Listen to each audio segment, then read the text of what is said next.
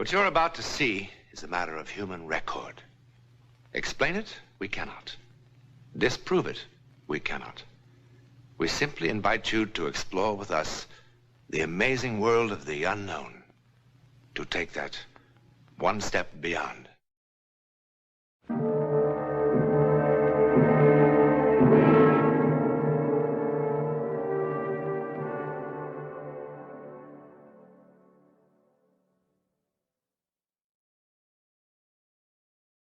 Like, thousands of other couples in Manhattan, Jim and Betty Hennessy are giving a cocktail party. Now, all those other parties will end with people falling in love with each other, with people getting sore at each other, with hangovers, and with plenty of work for the maid. But this one, oh boy, this one. I don't know. Sometimes I can't do it at all. Oh, stop that. What about the time that you told Marie Cooper that their house was going to burn down 3 days before it happened? Yeah, that was really out of this world. It was really horrible. It wasn't your fault, darling. After all, you got us married. How did she manage that? She told me I was going to meet a man in Bermuda because of a flat bicycle tire. And a year later, I would marry him. And we were married to the day. How come you could fix a bicycle tire? In the Army, you couldn't clean your rifle. I still can't. Oh, well, now, come on. It's not that bad. Oh, he's very handy. No kidding. She's really terrific. She went into some kind of hypnotic sleep a year before Betty and I ever laid eyes on each other. And she called all the shots right on the button. Sure she did. You don't believe it, huh? Well, I believe she saved lots of cocktail parties. Look, next time you're in Chicago, remind me to take you on State Street to a little old woman. She's got a genuine African monkey paw. All she does is touch it, and the whole future lights up. And she told me I'd be the next governor of Illinois. Oh, you'd love her. Okay, buddy. Ladies and gentlemen, we have a wise guy from Chicago in our midst. He doesn't believe in our Ellen. What do you say, Ellen? Would you be willing to do it? Oh, please, I'd rather not. Well, maybe the spirits are with Miss Larrabee today. Some other time. You mean when there are no cynics on the premises? No, just some other time. But there can't be any other time, Ellen. He's flying back to Chicago tonight. Come on, don't make a jackass out of me. I think this is wonderful. You and Arthur have never seen each other before. You know absolutely nothing about him. And you might be able to tell him something. It'll wipe that smug smile off his face. Charlie, come on. You make her do it. Now, what's Charlie got to do with it? Well, they sort of work together. Uh-huh. That's an act. Well, maybe it is an act. Sometimes it works out, sometimes it doesn't. You want to, Ellen? I just don't feel up to it now. Well, then forget about it. You don't have to sing for your supper around here. It's too bad. I like party games. Like post office. Well, where's the post office? Well, I'm sorry I'm such a wet blanket. Oh, look, for Pete's sake, I hope I didn't hurt your feelings. You didn't hurt my feelings, Mr. Douglas. Mr. Douglas. All right. I'm ready. Oh, marvelous. Oh, good. Good. Ellen, you don't have to do this. I want to. Mr. Douglas, I hope you'll be amused. Well, come on, everybody. Get comfortable. Grab a chair. Now the party livens up. Excuse me.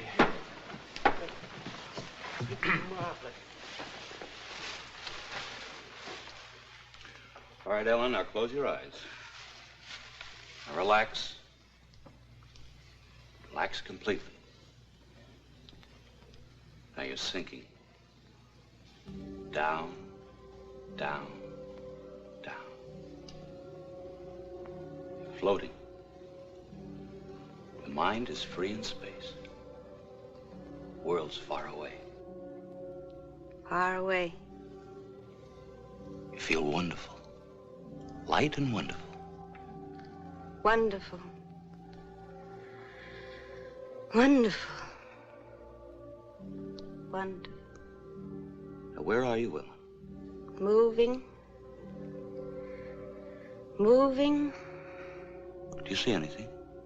Nothing. Nothing. Oh. He doesn't notice them. Notice what? They're not his anyway. What's not his, Ellen? The keys.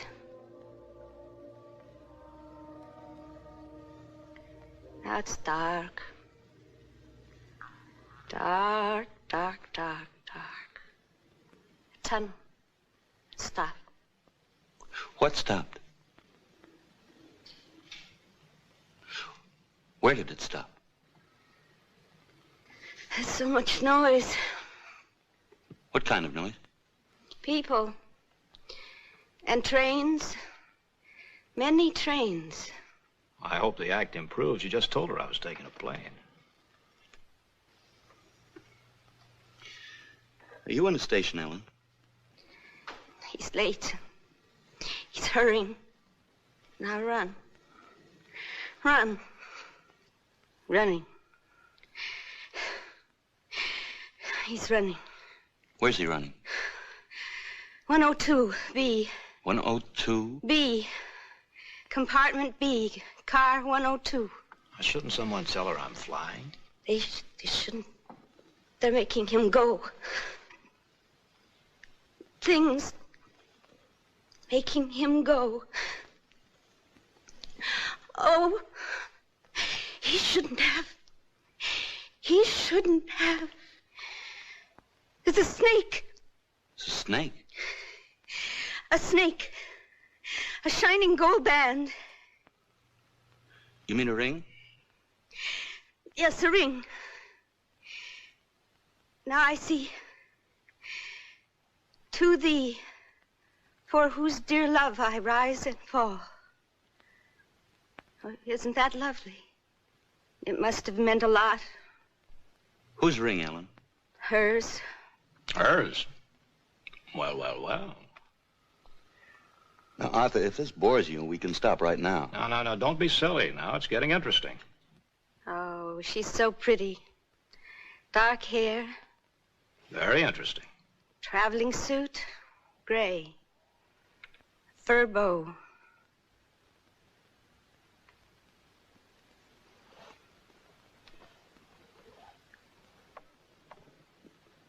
He's nervous. He's frightened. He's spilling her drink. And now he's running. Running. 102, quickly, quickly. Oh, he's so frightened.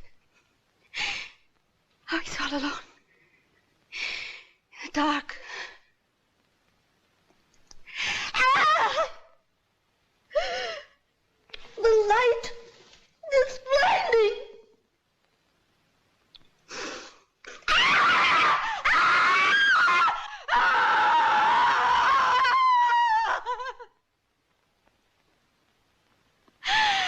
She's standing in front of him with a knife.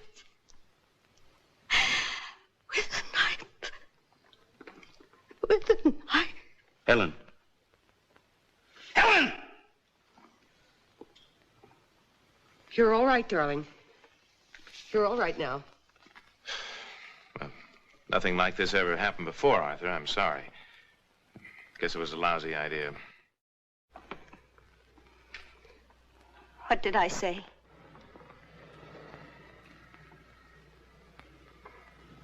What did I say? I talked about you, didn't I? Well, if you did, I hope you're wrong. Was it bad? Bad? Oh, I'm going to be rich as a Maharaja, live to be 150, and fall in love with an international beauty. Look, thanks for the most exciting cocktail party I've been to in years. I wouldn't have missed it for the world. Goodbye. Goodbye, all. Bye. I'm afraid this wasn't a barrel of laughs. Well, have a good trip, Arthur. Thank you. I'm glad you're going by plane. You know something? You really married a spook. But she's good looking. So long, Arthur. All right, bye-bye. I'll see you soon.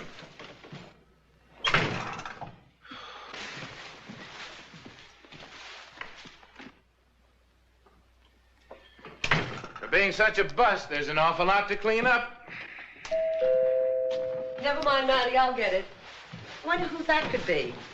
I hope nobody forgot anything. One thing I can't stand is a party that never ends. Arthur! Hey, where's the party? Well, what happened? Why aren't you in the plane? Well, don't you ever look out your windows? Nothing's leaving Idlewild for who knows how long. What are you going to do? Exactly what your Miss Larrabee said I was going to do. Well, I knew you wouldn't mind my waiting here instead of the station. You're not going to take a train.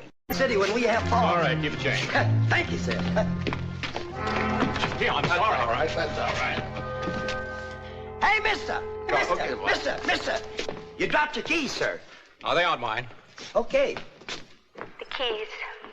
They're not his anyway. Going right out, sir. Senor.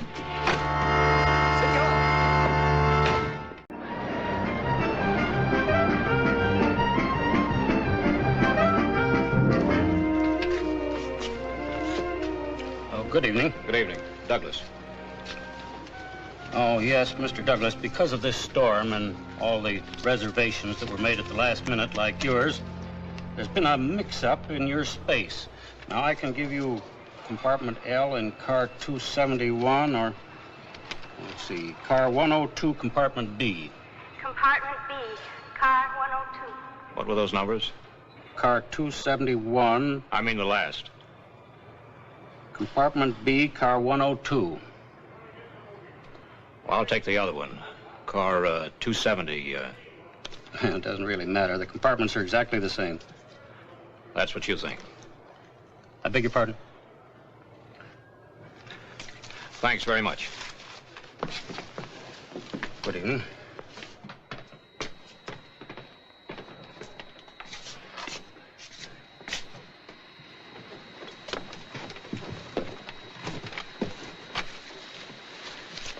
There you go.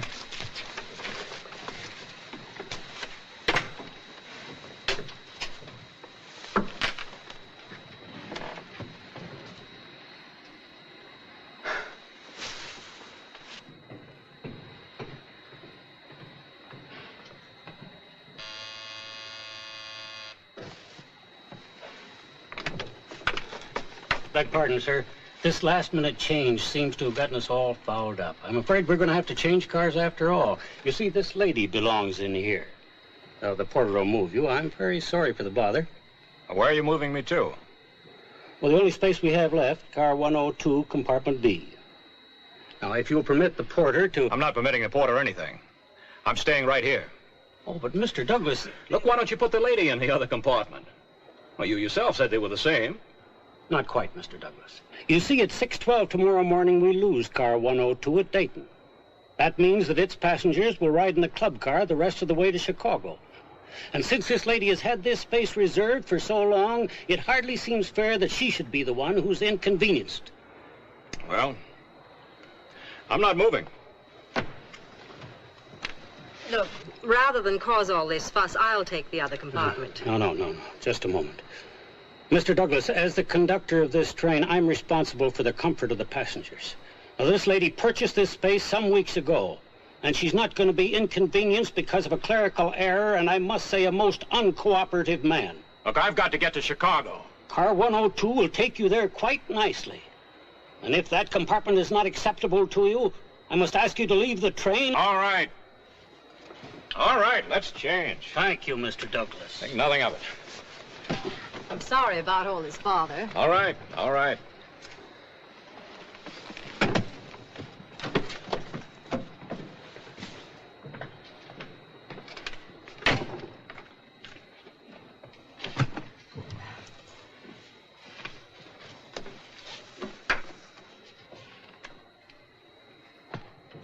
aboard!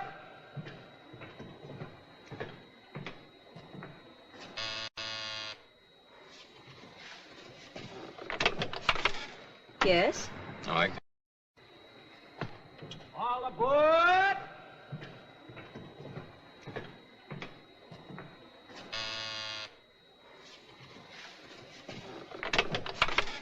Yes? All right, excuse me. I believe I left my hat in here. Oh. Thank you. I shouldn't have made all the fuss about the compartment. Oh, that's all right. Nobody likes to be shuttled about. Yes? I did apologize about getting annoyed, didn't I? Yes, you did. I'm sorry. The two cheapest words in the language. When a fellow says I'm sorry and offers to buy you a drink, that really means something. What do you say? Oh, thank you. Maybe if you're in the club car later, I'll see you there, but first I must change. Well, you look fine the way you are. I'm glad you approve. I do. I'll be waiting for you.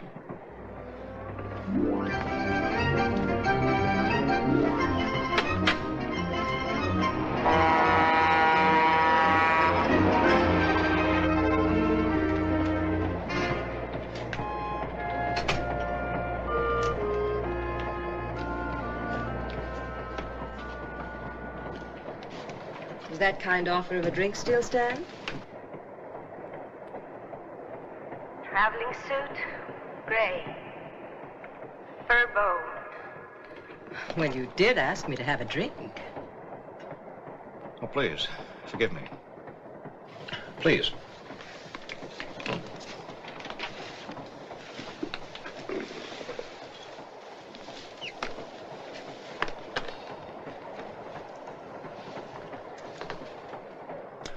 What'll you have? Scotch and soda, if I may. Scotch and soda. Oh, she's so pretty. Dark hair. Is something wrong? I don't know.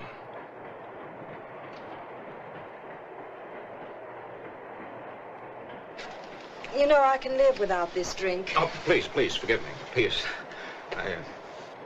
Would you, mind if I ask you a question about, your dress? It's a suit. Tell me, is that what you, call an original? I mean, if that's the only one like it. No, I wish it were. I hate to think about it, but there are probably 1,000 women walking around in exactly the same thing.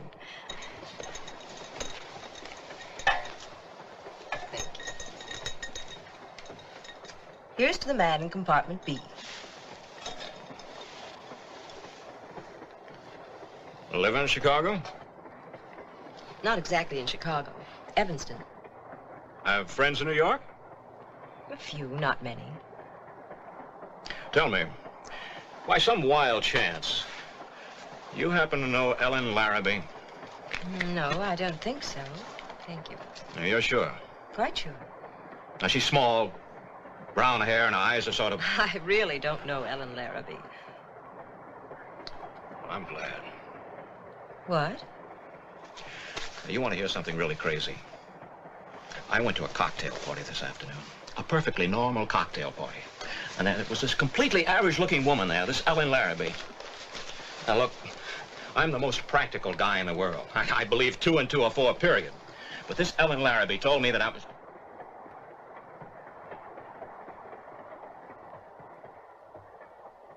It's a snake. And what did she tell you? A snake. Well, do you want them or not? To thee, for whose dear love I rise and fall. Let me see that. What? That ring. All right. It's quite old. It's a serpent ring. I picked it up in a little antique shop on Madison Avenue. Being a woman, I liked the sentiment inside. To thee, for whose dear love I rise and fall. Isn't that lovely? It must have meant so much. Look, do you know me? Have you ever seen me before? Now, I must know, I must. Did you know I was taking a strain? No, I've never seen you before. Are you feeling all right? Look, my name is Douglas, Arthur Douglas. Now, does that name mean anything to you? Look, Mr. Douglas, it's none of my business, but I really think that you... Oh, this is insane!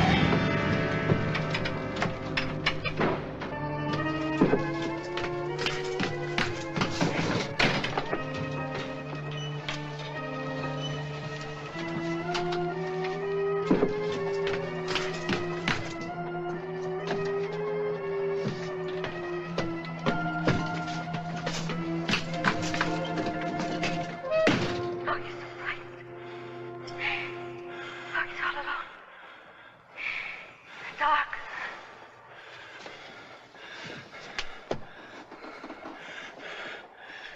What is this? What is this?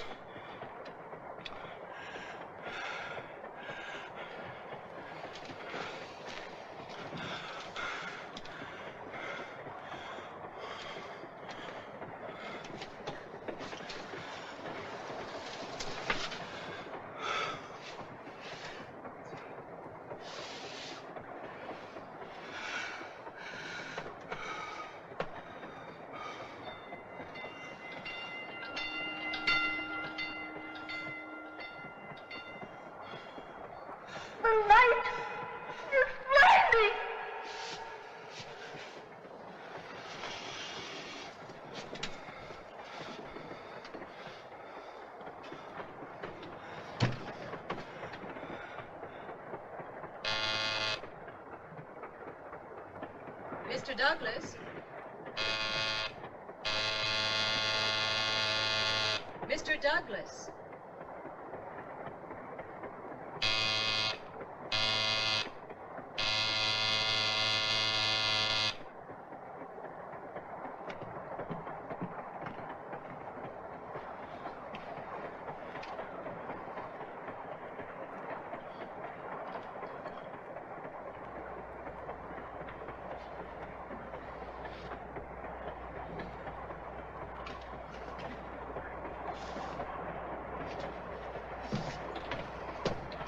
Mr. Douglas. Mr. Douglas.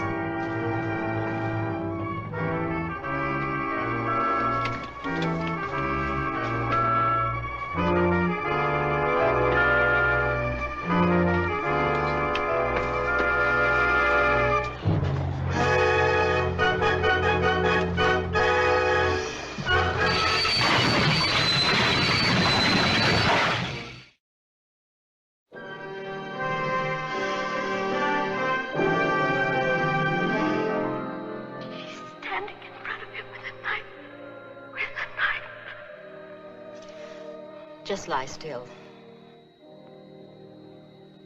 You'll be all right now. You've got quite a slice in the head, but you'll be all right. You're lucky. Lucky? Why, sure. Look at the service you're getting. I'm a first-class surgical nurse, and this gentleman here, he's a doctor. Happened to be in the next car. You're going to be all right. Lost a little blood, that's all.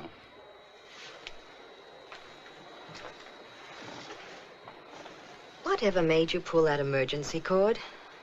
They'll probably give you a medal. Medal? If you hadn't pulled that cord, Lord knows how many people would be dead instead of just shaken up. What are you talking about? I'm talking about the freight train that was stalled on the track 100 yards ahead of us. The signal system failed. We stopped about 6 yards from the caboose. But how did you know that the train was there? I mean, you couldn't possibly have known. No one could have known. No one? Ellen Larrabee knew. How? Well, there are a lot of theories. Precognition, clairvoyance. Some people might even call it a happy coincidence. But does that explain it? I mean, really, explain it. To whom it happened, we know. Where it happened, we know. How or why it happened. In a moment, something else to wonder about.